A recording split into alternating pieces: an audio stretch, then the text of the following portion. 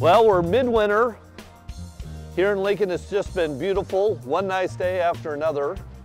And one of the things that sometimes we forget about in the wintertime, especially when it's this nice, is watering.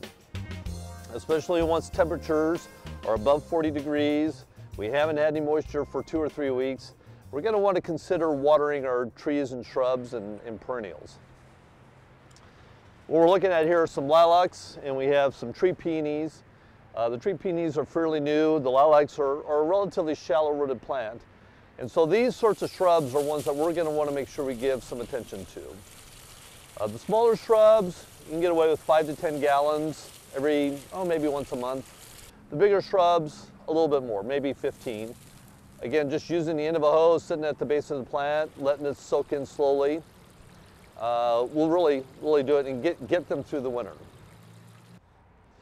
Over here, we have some examples we're going to use to represent our evergreens. We have some holly, and then we have this large Norway spruce here to my left. Evergreens in particular will suffer during warm, dry winters. These plants are continuing to go through photosynthesis. They're still doing their thing, unlike our deciduous plants that do have a tendency to shut down quite a bit. So these are plants we want to keep an eye on. We want to give these a good drink. And these are larger plants. These hollies are more mature, so they're going to require a little bit more watering. And it's really going to be hard to water a tree of this size. So I don't expect you to go in there and try to get something like this watered. But when you're watering turf around it and plants around it, these large trees will benefit. Certainly smaller evergreen trees and yews and other evergreen shrubs, we're going to want to get in there and give a good drink to those and keep an eye on those as we go through the winter.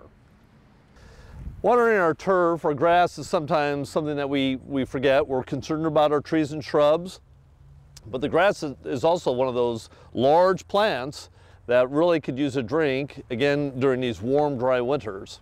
So when the temperature's over 40 degrees and it's time to get out there, it's been a couple weeks since the last rain or snowfall, in the afternoon, that's when we want to get out, put our sprinklers out, and give the turf a good soaking.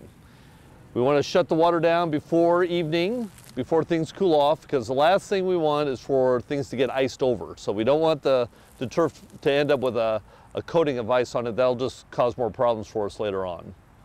So give it plenty of time to soak in before the evening hits, and then you should be in good shape.